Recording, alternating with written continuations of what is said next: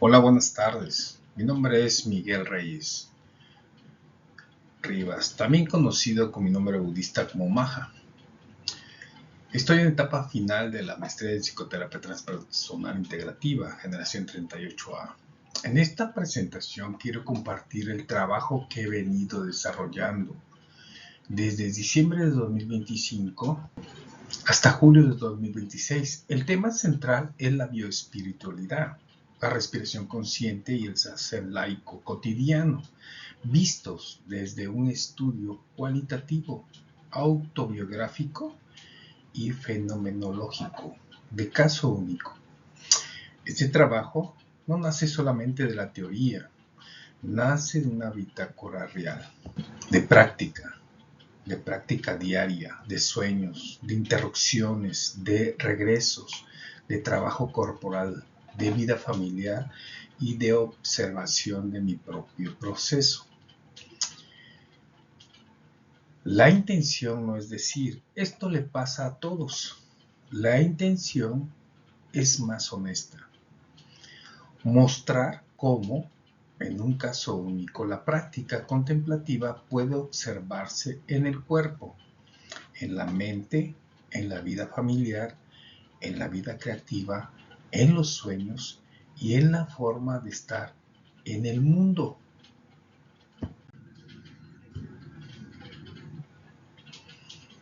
Este ensayo terminó teniendo una estructura amplia.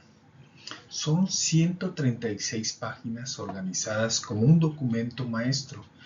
La primera parte contiene el marco teórico y metodológico.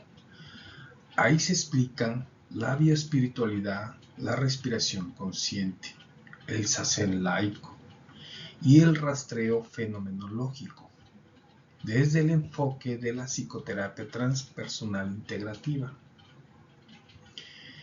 Después vienen las partes 2A y 2B. Ahí aparece el desarrollo vivencial y la bitácora, con registros cronológicos desde abril hasta julio de 2026. Es la parte donde se ve cómo la práctica no se queda en el cojín, sino que baja al trabajo, al cuerpo, a la familia y a la vida diaria. La parte 3 integra registros más recientes, donde aparecen patrones emocionales, códigos de creencias y necesidades transpersonales. Y la parte 4 funciona como cierre provisional del ciclo académico, no como cierre de vida, sino como corte metodológico. Además, se organiza una tabla cronológica con cuerpo, psique, espiritualidad, dimensión social, emoción principal, código de creencia, necesidad transpersonal y frase semilla. Esto es importante porque el ensayo no es solamente un diario personal, es una bitácora organizada con método. La pregunta guía del trabajo es muy concreta. ¿Qué cambios ocurren en mi cuerpo, mente, creatividad y vida onírica cuando sostengo una práctica diaria contemplativa de respiración consciente, zazen, meditación zen y yoga contemplativo? Y también algo igual de importante, ¿qué ocurre cuando esa práctica se interrumpe? Esta segunda pregunta fue fundamental, porque no quise presentar una práctica idealizada. En la bitácora aparecen días de práctica, pero también días de no práctica. Aparece continuidad, pero también interrupción. Aparece profundidad, pero también cansancio, olvido, dispersión y regreso.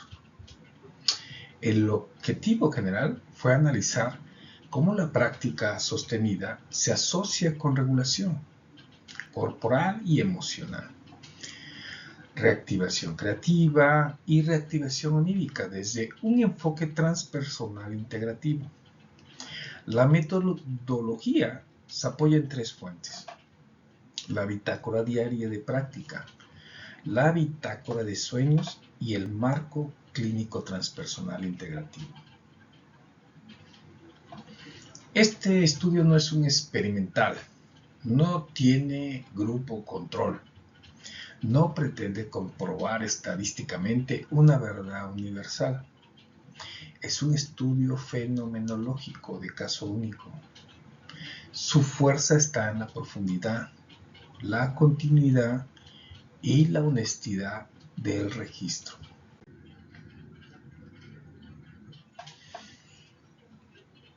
Hay cuatro ejes. El marco teórico del ensayo se sostiene en 4 ejes. El primer eje es la bioespiritualidad, encarnada desde el doctor Marco Antonio Paul Scott. Aquí la espiritualidad no se entiende como algo abstracto, sino como una experiencia que atraviesa el cuerpo. La conciencia respira, se tensa, se regula, se desregula y se expresa en lo somático. El segundo eje es el marco clínico, transpersonal integrativo. Aquí aparece el rastreo, emoción, código de creencia, necesidad transpersonal y frase semilla.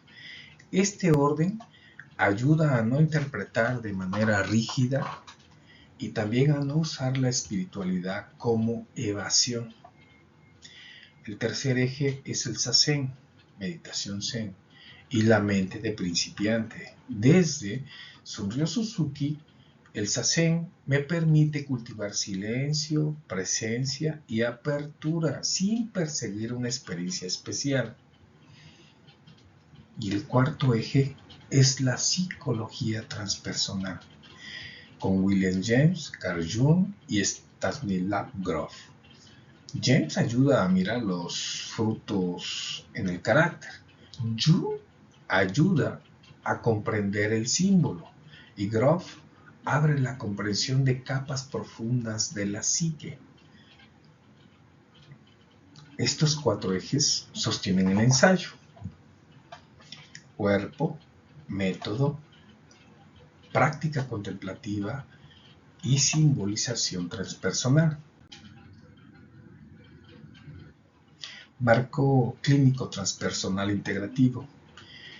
En esta parte aparece el corazón metodológico del trabajo, el rastreo fenomenológico. Rastrear significa describir antes de interpretar, no llegar rápido a conclusiones, no decir esto significa tal cosa de forma inmediata. Primero se observa. ¿Qué pasa en el cuerpo? ¿Qué emoción aparece? ¿Cómo se expresa? ¿Qué pensamiento se activa? ¿Qué creencia parece estar detrás? ¿Qué necesidad transpersonal se está moviendo? Este método ayuda a evitar 2 errores. El primero es interpretar rígidamente lo que aparece en el cuerpo o en los sueños. El segundo es espiritualizar para no sentir, para no mirar o para no responsabilizarse. Eso sería bypass espiritual. Por eso, este enfoque trabaja al mismo tiempo cuerpo, psique, espiritualidad y dimensión social. El cuerpo no miente, pero necesita ser escuchado con presencia. Y antes de explicar, hay que observar.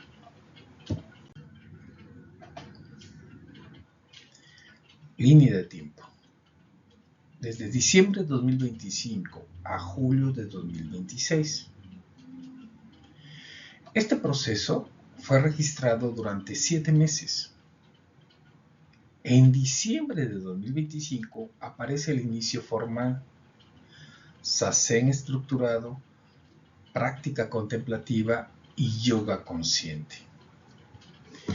En febrero de 2026 aparece la alternancia, días de práctica y días de no práctica.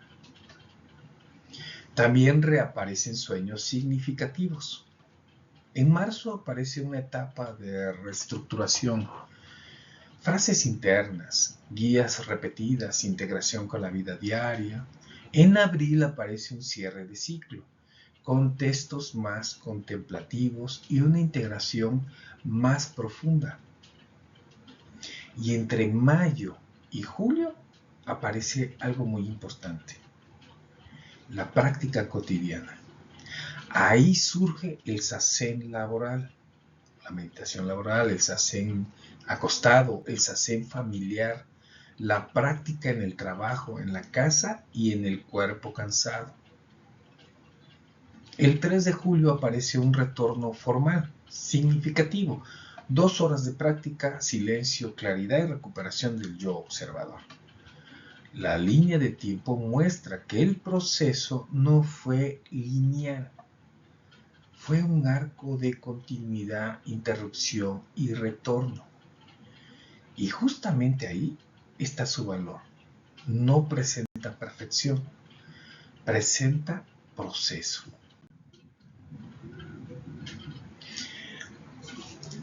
Hallazgos principales: zazen formal y cotidiano. Uno de los hallazgos más fuertes del ensayo es la diferencia entre zazen formal y zazen cotidiano. El zazen formal es el sentado, en el zafú, en el cojín, el estructurado, el que sostiene uno en postura. Silencio, tiempo definido y muchas veces la sangha, la comunidad donde vamos a practicar. Ese zazen abre profundidad simbólica, fortalece la escritura, la memoria onírica y la capacidad de observar capas internas de la psique. Pero también apareció el zazen cotidiano. El zazen cotidiano ocurre en el trabajo, en la cama, en la familia, en la cocina, en la alberca, en la relación con los hijos, en la respiración antes de reaccionar. Este zazen no sustituye al formal, lo verifica. Si medito sentado, pero en la vida diaria sigo reaccionando igual, algo no se integró. Y si solo digo que la vida cotidiana es mi zazen, pero abandono por completo el silencio formal, la profundidad simbólica se debilita. Por eso, la conclusión es clara. El zazen formal y el zazen cotidiano se necesitan. Uno alimenta la raíz, el otro muestra el fruto.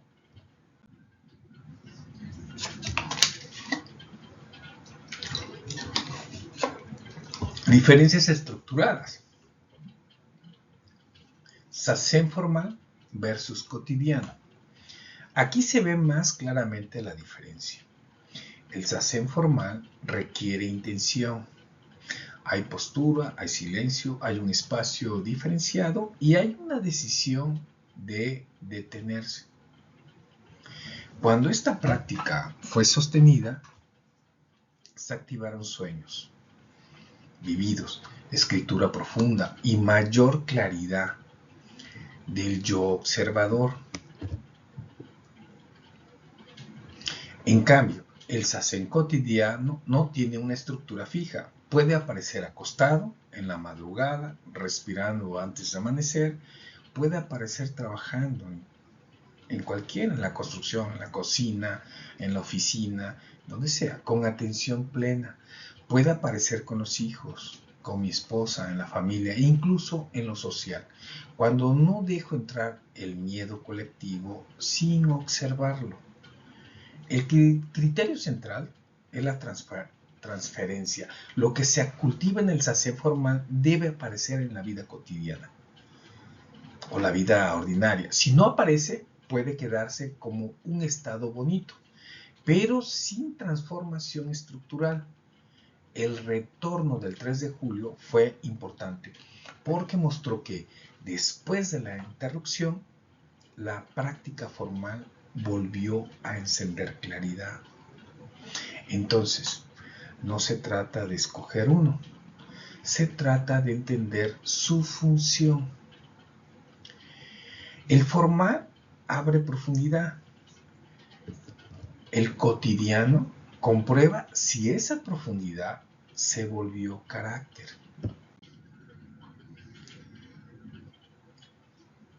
Convergencias. El hilo común. Aunque Sazen formal y Sazen cotidiano son diferentes, tienen un hilo común. Ese hilo es la respiración. En el Sazen formal, la respiración es objeto de atención. En el Sazen cotidiano, la respiración es el hilo que no se corta.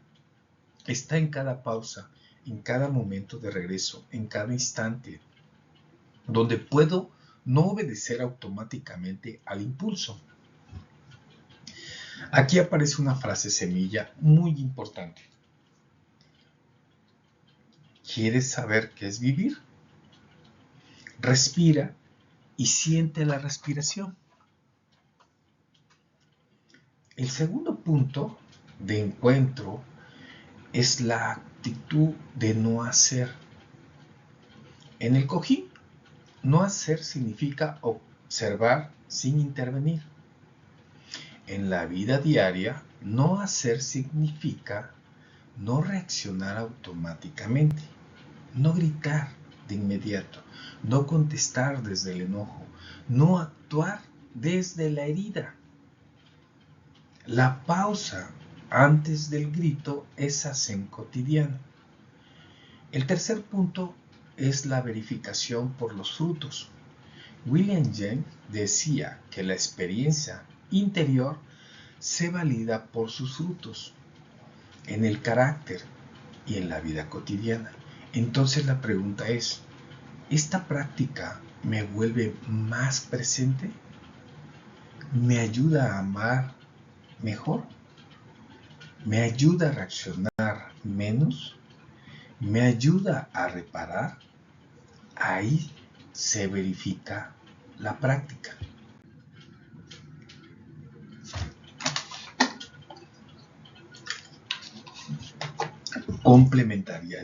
Complementariedad asimétrica. La relación entre Sazen formal y cotidiano no es de sustitución, es de complementariedad asimétrica. Esto quiere decir que no hacen exactamente lo mismo. El Sazen formal alimenta la raíz, abre la profundidad simbólica, fortalece la escritura, activa la memoria onírica y permite que aparezcan textos como uno que hice, La caverna del corazón de Buda, o reflexiones sobre reparación transgeneracional. El Sazen cotidiano muestra el fruto, se ve en la familia, en el trabajo, en el cuerpo, en los hijos y en la forma de responder a los estímulos. Por ejemplo, el 8 de mayo, cuando mi hija y mi hijo el más pequeño corrieron emocionados hacia mí, al llegar del trabajo, apareció un signo vivo de transferencia. La práctica no estaba solamente en el silencio, estaba cambiando la atmósfera del vínculo. La práctica se verifica o se desmiente en la vida ordinaria. Por eso, la frase central es: el Sazen formal alimenta la raíz, El zazen cotidiano muestra si esa raíz dio fruto en la vida diaria.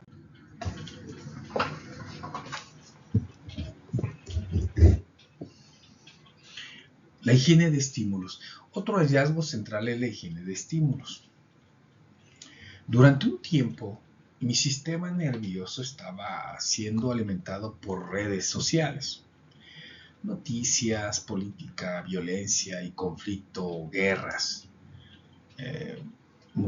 Guerras que están hoy en día. Eso mantenía mi cuerpo en alerta y mi mente en combate. Cuando reduje de manera importante YouTube, TikTok, Facebook, Instagram, redes sociales y consumo compulsivo de noticias, ocurrió algo muy claro. La mente se sintió más limpia, bajó la ansiedad y la práctica contemplativa dejó de competir contra el ruido externo. La higiene de estímulos no es solo dejar el teléfono, es cuidar qué entra a la mente, porque lo que entra a la mente se vuelve cuerpo, reacción y vínculo. Si consumo violencia, discusión, chisme y miedo todo el día, eso no se queda afuera, entra a mi sistema nervioso y después puede salir en la familia, en el tono de voz, en la irritación y en la ansiedad. Por eso digo que la atención necesita una ética. Cuidar los estímulos también es una práctica espiritual. El cuerpo como archivo vivo. El cuerpo fue uno de los maestros más fuertes de este proceso. Cuando regresé al trabajo físico, especialmente en la construcción, el cuerpo empezó a hablar. Ciática, rodilla, manos, cansadas, dolor, tensión, fatiga. Antes podía ver el dolor como enemigo. Ahora lo miro como lenguaje. El cuerpo sabe antes que la mente. El cuerpo avisa. El cuerpo guarda historia, emoción, memoria, cansancio y también memorias del clan. Esto no significa que todo dolor sea simbólico. Eso sería un error. A veces el cuerpo duele porque está cansado, porque necesita descanso, atención médica, estiramiento, hidratación o cuidado. Pero sí significa que todo dolor merece escuchar. El yoga contemplativo ayudó a escuchar ese cuerpo. Después del trabajo, al estirar con respiración y presencia, el cuerpo respondió. También apareció el zazen acostado.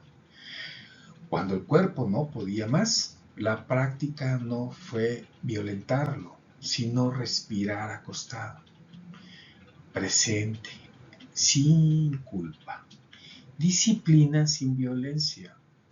Presencia sin rigidez. Sueños como evidencia simbólica. Transpersonal. Los sueños fueron una fuente muy importante en este trabajo. No los tomo como verdades literales, ni como mensajes que haya que imponer. Los tomo como evidencia simbólica, transpersonal. Aparecen sueños de guerra,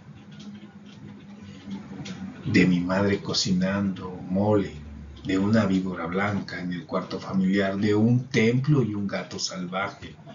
Cada sueño se rastrea desde emoción, cuerpo, código de creencia, necesidad transpersonal e integración.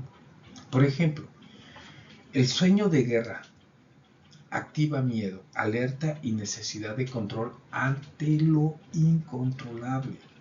El sueño de mi madre haciendo mole toca ternura, pertenencia y reparación simbólica del origen. La víbora blanca en el cuarto familiar no se interpreta como algo malo automáticamente, se observa como una energía que pide atención, no ataque. Y el sueño del templo y el gato salvaje deja una frase profunda. El inconsciente no se doma peleando, se calma con presencia. Los sueños muestran que la psique habla en símbolos, pero el método ayuda a no perderse en ellos. Familia como laboratorio de la práctica. La familia fue el laboratorio más claro de este ensayo. La práctica no se comprueba solamente en un retiro, ni en el cojín, en el zafú, ni en un texto bonito. Se comprueba en la casa, en el parque, en la alberca, en el bosque, en el desayuno, en el cansancio y en el tono de voz. Mi hijo más pequeño me dio una enseñanza directa cuando dijo: tú peleas conmigo y por eso yo peleo con los niños. Esa frase me mostró la transmisión emocional inmediata. Los hijos aprenden el tono, no solo las palabras. También apareció la reparación del patrón paterno. Yo recordaba que mi padre llegaba, dejaba el pan y se iba. En cambio, hoy intento llegar y quedarme, jugar, escuchar, abrazar y estar presente. La familia se volvió campo de práctica. Mi esposa practicando sasen a las 5:20 de la mañana, mi hijo más pequeño meditando sin que nadie se lo pidiera, y mi hija también, y los hijos buscando presencia. Muestran algo esencial. La práctica se transmite más por atmósfera que por discurso. La evidencia fenomenológica y límite y honesta. Esta diapositiva es muy importante porque evita exagerar el estudio.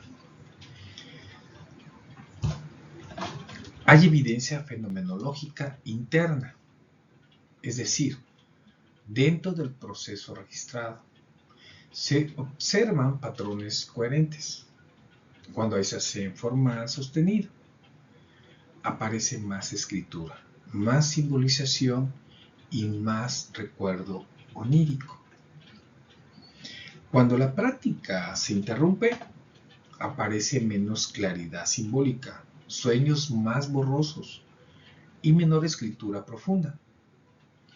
También hay evidencia cotidiana. Los cambios en la familia, en el tono de voz, en el vínculo, en la pausa antes de reaccionar y en la regulación del sistema nervioso. Pero hay que decirlo con honestidad, este es un caso único, autobiográfico y sin grupo control. No puedo aislar con precisión qué parte del cambio corresponde al sasen, cuál al yoga, cuál al sueño y cuál a la higiene digital o cuál a la psicoterapia. Lo que sí puedo afirmar es que el conjunto de prácticas produjo cambios observables en cuerpo, en psique, vínculo familiar, escritura y relación con los sueños. Esa es una conclusión honesta y fuerte.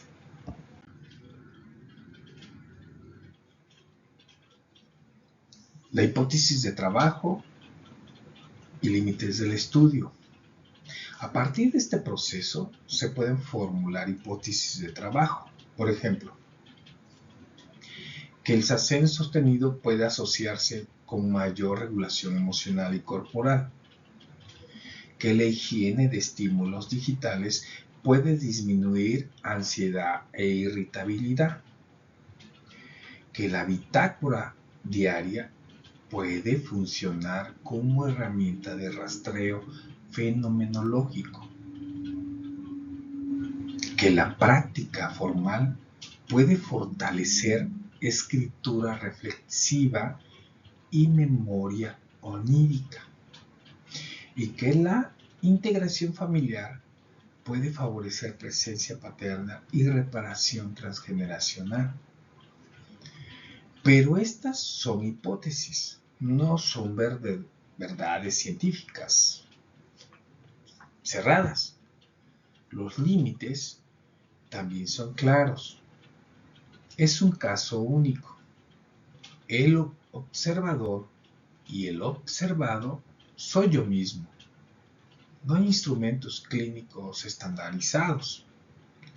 El lenguaje simbólico no debe confundirse con afirmación científica. Y los sueños son material vivencial, no verdad literal. Reconocer límites no debilita el trabajo, lo fortalece. Porque una investigación honesta sabe hasta dónde puede afirmar.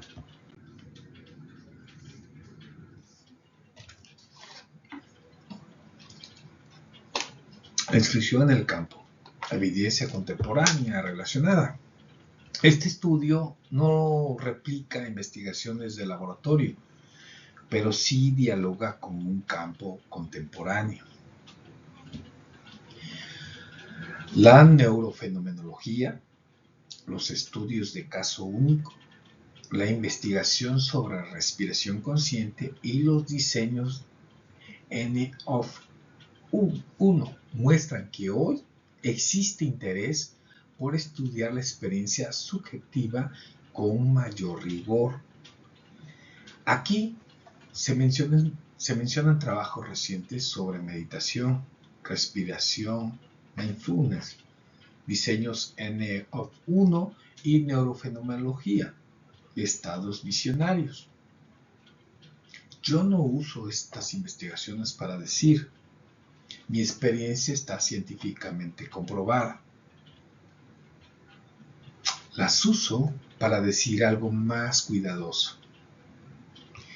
Mi trabajo dialoga con un campo donde la primera persona, la experiencia vivida, la respiración, la meditación y los diseños de caso único empiezan a tener más relevancia. La ciencia occidental puede medir algunas cosas. La fenomenología puede describir la textura interna de la experiencia. Mi ensayo se coloca en ese cruce. Experiencia vivida, registro sistemático y honestidad metodológica.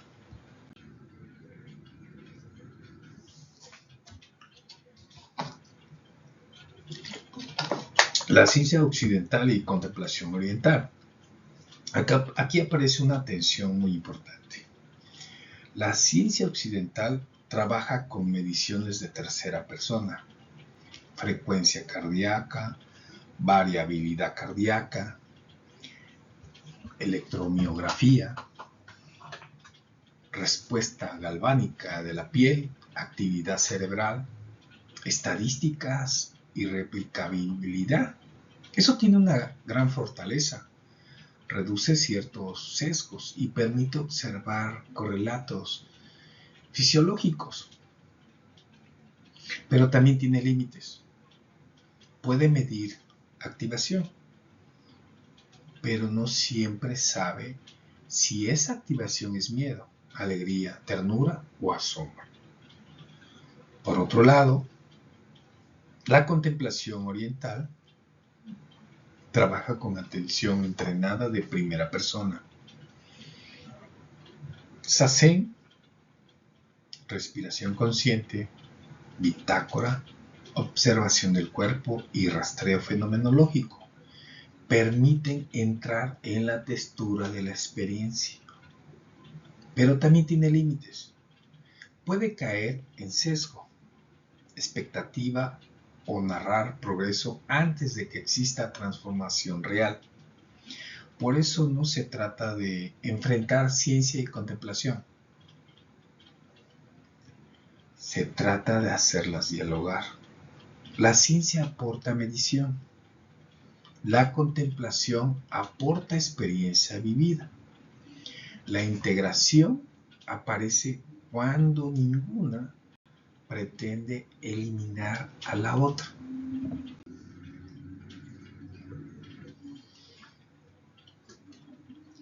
Esta parte abre preguntas para discusión académica. La primera es epistemológica. ¿Puede un estudio autobiográfico de caso único producir conocimiento transferible? Yo creo que sí, pero no de forma estadística.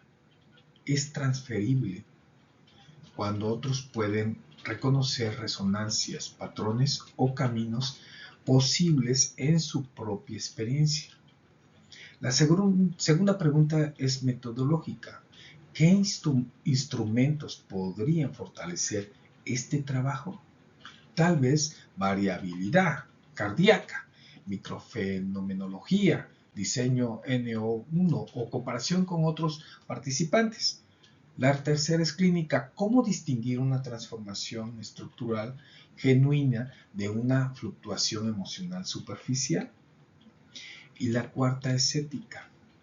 Cuando la práctica contemplativa necesita acompañamiento terapéutico profesional, esta última es muy importante, porque la práctica puede abrir material profundo.